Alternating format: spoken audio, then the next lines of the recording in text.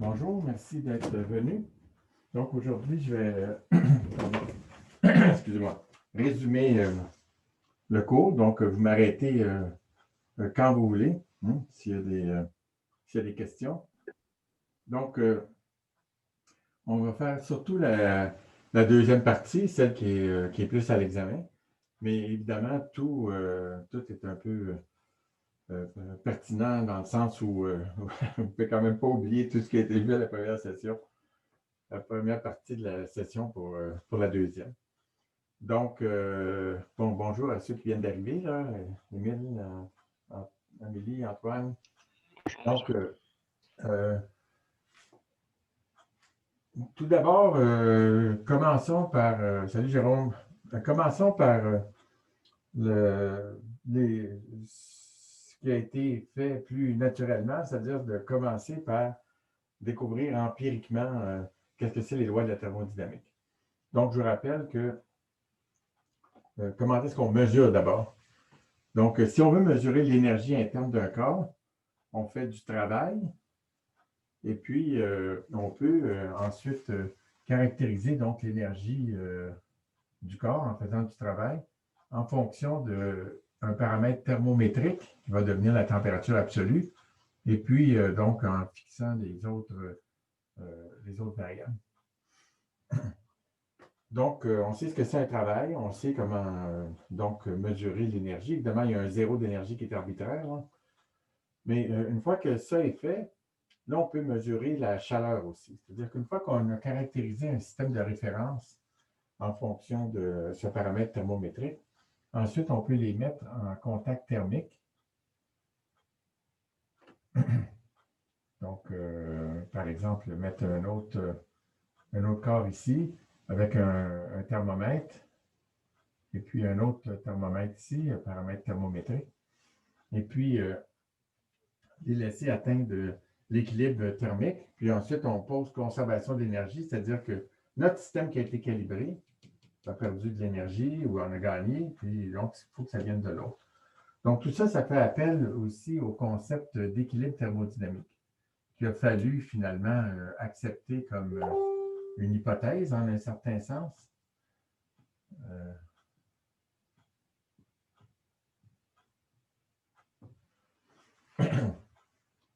Donc, il fallait, excusez,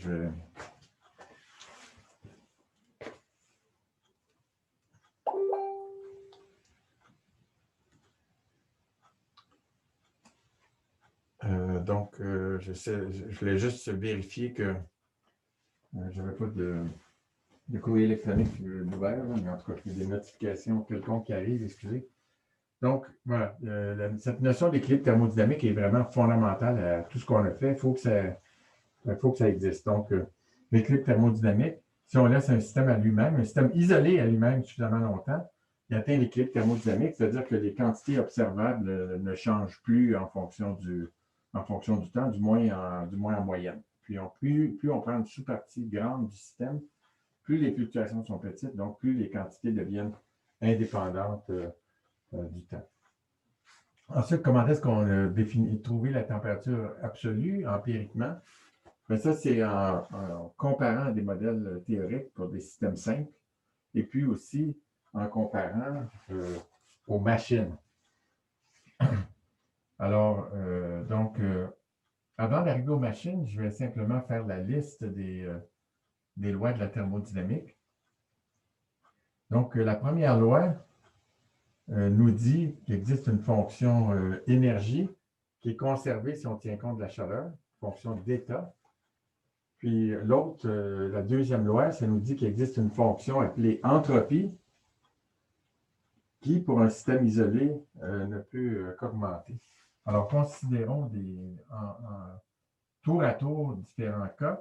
Donc, un système isolé à l'équilibre ou hors d'équilibre.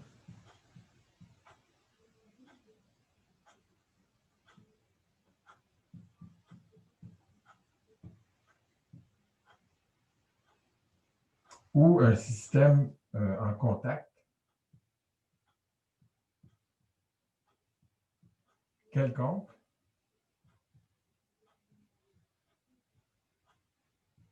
ou quasi statique.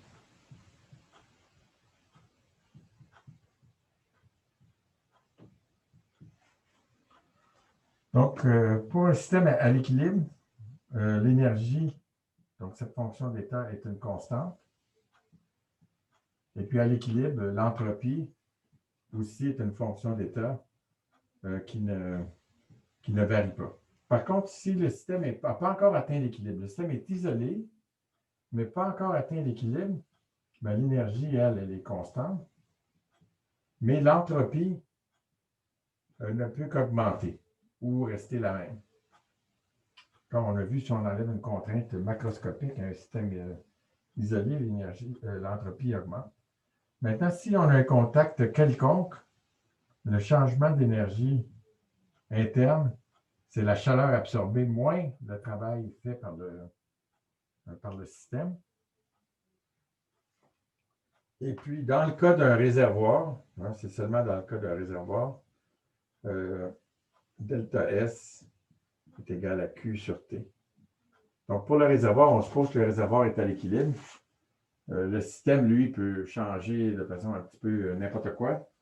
Mais le réservoir, lui, comme il est à l'équilibre, puis l'énergie Q est très, très, très petite par rapport à l'énergie interne du réservoir, ben ça veut dire que voilà, c'est ce que. Donc, un réservoir. Donc, ce concept-là est important, puis il revient. Donc, dans le cas quasi statique, dE égale à T ds moins dW. Alors, dW, ça peut être, par exemple, PDV.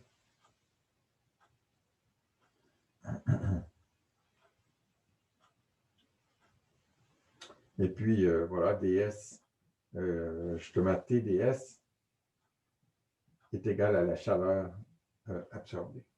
En faisant ce lien-là ici pour un changement quasi statique, l'entropie change en fonction de la chaleur absorbée. Ça ressemble un peu à ce qui se passe pour le réservoir. Puis finalement, il y a la troisième loi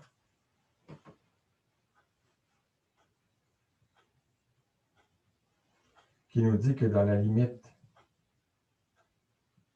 T tend vers 0, est-ce qu'on voit encore ça? Oui. T tend vers 0, l'entropie S est une constante qui est généralement 0, en fait.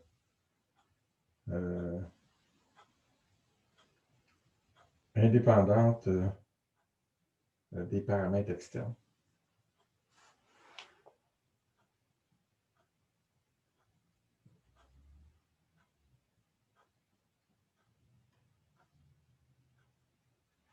Ouais, ça, c'est pas mal ma limite.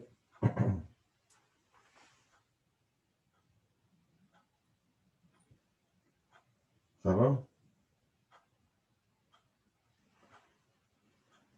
Voilà. Donc, ça nous a parlé, ça nous a permis, justement, les lois de la thermodynamique, de parler des machines. Donc, les machines thermiques. Alors, pour les machines thermiques, on a vu que le principe, puis les machines thermiques, ça peut inclure des réacteurs nucléaires, entre autres, qu'il y a un réservoir chaud, donc qui perd de la chaleur. Et cette chaleur-là, il y en a une partie qui est convertie en travail, W. Mais c'est impossible à cause de ça ici, delta S plus grand ou égal à 0, hein, pour des systèmes hors d'équilibre isolés. Donc, isolé, ce qu'on veut dire ici, c'est le réservoir chaud et le réservoir froid ensemble. Donc, il faut que pour ce système-là, hors d'équilibre, il faut que le changement d'entropie soit positif. Ça veut dire que je n'ai pas le choix. Ici, ça me prend une quantité de chaleur QF qui doit aller au réservoir froid.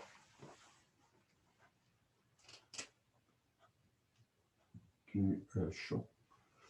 Voilà. Donc, en demandant simplement que le changement d'entropie soit positif, et en fait, qu'il soit égal à 0 dans ce cas-là. Ici, il n'y a pas d'entropie qui est générée parce que la machine est cyclique. La machine est cyclique, puis elle fait du travail. Donc, à l'aide de ça, on est arrivé au résultat qu'il existe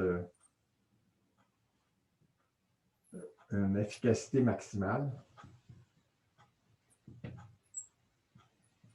Donc, ça venait de Carnot, qui est que eta est égal à 1 moins la température du réservoir froid sur la température du réservoir chaud. Ça, c'est assez facile à trouver. On fait juste calculer le changement d'entropie comme il y a une perte d'entropie de ce réservoir-là qui est QC sur TC, c'est la valeur absolue. Puis lui, il y a un gain d'entropie, puis il suffit d'équilibrer les deux pour arriver à ça. Donc, en fait, ça trouve une façon de définir la température absolue. C'est dû à Carnot. C'est ce qu'on appelle l'efficacité thermodynamique. Et puis, il y a peu de d'efficacité thermo. Il y a peu de machines thermiques qui réussissent à atteindre l'efficacité thermodynamique maximale. C'est bon? Donc, ensuite, là, on regarde la thermodynamique des corps macroscopiques. Comment est-ce que les corps macroscopiques échangent de l'énergie? On va se placer toujours dans cette limite quasi statique. Donc, DE est égal à TDS moins PdV. Et puis, si on rajoute la possibilité que le nombre de particules varie, là, on obtient plus mu dn. Voilà. Puis, on a utilisé le fait que l'entropie est une fonction concave pour se dire que on peut toujours choisir.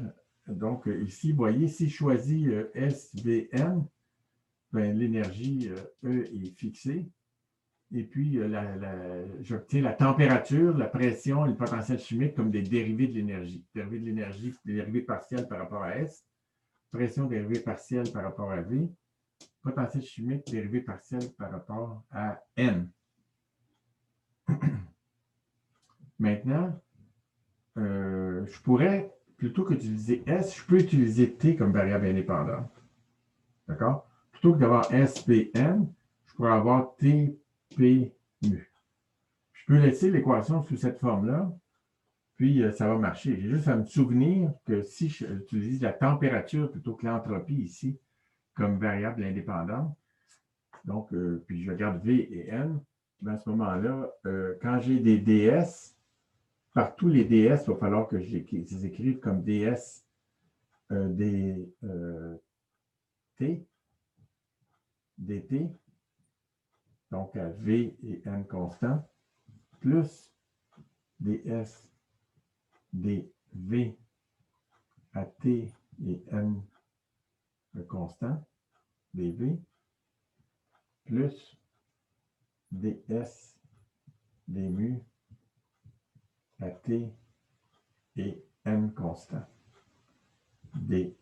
Pardon, dn, qu'est-ce que je raconte? Oui, dn, oui. Qu'est-ce que je raconte là? Excusez.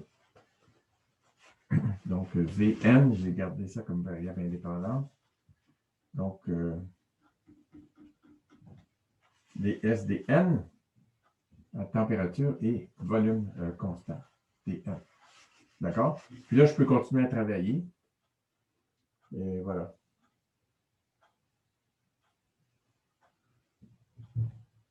Donc, ici, j'ai 3 variables indépendantes. On en avait juste 2 la plupart du temps parce que simplement, on gardait n constant tout le temps.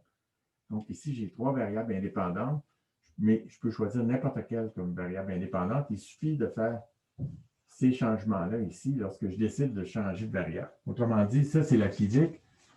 le fait que S soit concave, ça nous permet d'utiliser n'importe quelle variable comme variable indépendante. Et puis ça, c'est les mathématiques. Si c'est T, V, N qui sont indépendants, bien là, le DS, il faut que je le remplace par ça. Ça marche? OK. Ensuite, on s'est dit, bien, ça peut être commode d'écrire quelque chose qui dépend directement, un potentiel qui dépend directement de la température. Donc, une façon de faire ça, c'est d'écrire, par exemple, hein, que l'énergie libre de Helmholtz, comme fonction de température, du volume et du nombre de particules. J'ai écrit sup là, quand j'ai fait ça la première fois, mais on peut écrire que c'est le maximum par rapport à S de E de SVN moins TS. Puis ça, lorsque une transition de phase, c'est ça qu'il faut utiliser, transition de premier ordre, mais ici, si E est une fonction qu'on peut dériver par rapport à S, bien, on voit que ça nous donne immédiatement que DE, DS, à V et N constant, ben, c'est égal à T. D'accord? Donc, nous, on travaille toujours, plutôt que de travailler avec ça ici, tout seul, bien, on dit simplement que F de TVN, c'est égal à E moins TS. Puis, on utilise cette expression-là pour éliminer l'entropie en fonction du volume, du nombre de particules et de la température. D'accord? Ça s'appelle une transformation de Legendre. Et puis, pour définir la transformation de Legendre, ça nous prend toujours ces deux équations-là, c'est celle-là et celle-là. Ou seulement celle-là. Donc, avec cette transformation ces idées de transformation de Legendre, on a trouvé que dF est égal à moins S dt moins P dV plus mu dm. Et puis, vous voyez, quand on fait une transformation de Legendre, vous voyez, on a plus TDS, ça devient moins SDT. D'accord? Un changement de signe. Puis, on a vu aussi que la concavité changeait. C'est-à-dire que si ça, c'est un minimum, ça c'est un par rapport à S, s'il y en a un qui est un maximum, l'autre est un minimum. Et puis, on a donc défini une autre, on a défini plein de fonctions, mais l'autre qui est la plus utile dans notre contexte, c'est vraiment J qui est égal à F, donc E moins TS, moins mu N. On a aussi parlé de l'énergie libre de Helmholtz, qui a été très utile quand on a voulu donc de l'énergie de Gibbs, qui a été très utile dans le cas où on a montré l'extensivité. Et puis l'enthalpie, qui nous a servi à comprendre le processus Joule-Thomson. Le processus Joule-Thomson, où on appliquait une pression ici, puis le gaz passait de l'autre côté. Il n'y avait pas d'échange de chaleur avec l'extérieur. Vous avez fait des problèmes, hein, un problème qui montrait que l'entropie a augmenté. Voilà, même s'il n'y avait pas d'échange avec l'extérieur, puis même si c'était quasi-statique. Donc, J égale F moins mu N. Ce que ça nous donne, c'est dJ. Donc, on appelle le grand potentiel. Ça donne moins S dt.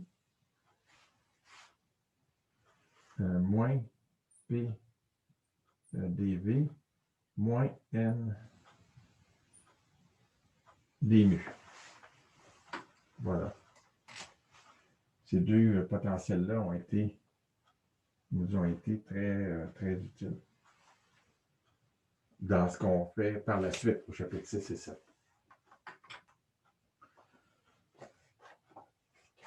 Donc, ces potentiels thermodynamiques nous aident à établir aussi des relations de Maxwell, qui elles aussi ont été très, très utiles. Donc, par exemple, ici, hein, si je regarde Ça, c'est la dérivée première de f par rapport à t. Donc, si je regarde la dérivée croisée, c'est-à-dire la dérivée de ça par rapport à v. D'accord? Donc, ds dv en regardant t et n constant. Le n constant, il était toujours sous-entendu au début dans ce qu'on a fait. Ça va être égal. Donc, j'ai regardé ça par rapport à ça. Maintenant, ça, c'est la dérivée première de ça par rapport à v. Donc, la dérivée croisée, il faut que je dérive ça par rapport à t. Donc, il y avait un signe moins ici, mais il y a un signe moins là aussi. Donc, en tout, il n'y a pas de signe moins. Donc, ça, c'est égal à dp dt à v et n constant. Donc, n est le même ici. Ce qui est important, c'est qu'on a ts. Donc, s avec sa variable conjuguée qui est gardée constante. P avec sa variable conjuguée qui est gardée constante. Ou variable conjuguée, c'est les deux variables qui vont toujours ensemble ici. Et puis, la structure, vous voyez, c'est TSPV. Ça marche? Donc, des exemples d'utilisation, puis ça, c'est variable, donc pour tous les corps homogènes à l'équilibre. Des exemples d'utilisation de ça, si on a ds, c'est égal à ds dt à v et n constant. Je vais utiliser ça pour trouver le lien entre chaleur spécifique à volume puis à pression constante. dt plus ds dv, mais je vais utiliser ça. Donc, dp dt à v et n constante dv. Hein? C'est ds dv, puis ensuite je remplace ds dv par ça ici. Donc, si maintenant je veux trouver la chaleur spécifique à pression constante, ben, je prends ds dp à t constant. Donc, c'est égal à ds dt à v constant, donc Tn, n. Je peux multiplier par voilà, je peux multiplier par T pour que ça devienne des chaleurs spécifiques, plus dp dt à v et n constant fois dv dt à pression constante. Donc ça, c'est relié au coefficient de dilatation thermique. Puis dp dt, on peut remplacer par, on peut utiliser le fait que dp dt à v constant fois dt dv à p constant fois dv dp à donc t constant est égal à moins 1. Donc, on va dire pt, tv, vp, donc pp égale à moins 1. Donc, ça, on a prouvé les identités de ce genre-là. Là. C'est pas très compliqué. Il suffit de dire que dp est égal à dp dv à t constant dv plus dp dt dp p par rapport à t. Oui, donc dp dt à v constant dt. Et puis de dire que donc si on veut trouver dv dt à p constant, on va mettre dp égale 0 ici. Puis ça va nous donner ça ici. Voilà, donc c'est des exemples de manipulation qu'on a fait avec ça. On a montré un théorème qui était qu'il suffit de connaître la capacité calorifique pour toutes les températures à un volume, puis de connaître la relation entre PV, Tn, hein, donc PV égale N KBT dans le cas des gaz parfaits. Et puis, voilà, on pouvait trouver, donc en mesurant juste ces quantités-là, on pouvait trouver l'énergie libre de Helmholtz et donc toute la thermodynamique. qui marche. Donc, on a utilisé ces relations de Maxwell-là ici pour nous simplifier la vie. Donc, là, je vais ensuite, donc, dans la deuxième moitié, maintenant, je vais parler de l'aspect mécanique statistique de tout ça. Est-ce qu'il y a des questions? OK, donc, pour me laisser le temps de regarder, d'effacer le tableau, sur Moodle, vous allez regarder la dernière vidéo que j'ai fait sur le cours 36. En fait, j'utilise des vidéos qui ont déjà été faites, qui montrent des expériences sur la thermodynamique, sur le théorème d'équipartition, des expériences qui sont assez intéressantes. Donc, je vous envoie là en groupe pour 6 minutes, ça dure 5 minutes et demie. Et puis, pendant ce temps-là, je vais effacer le tableau.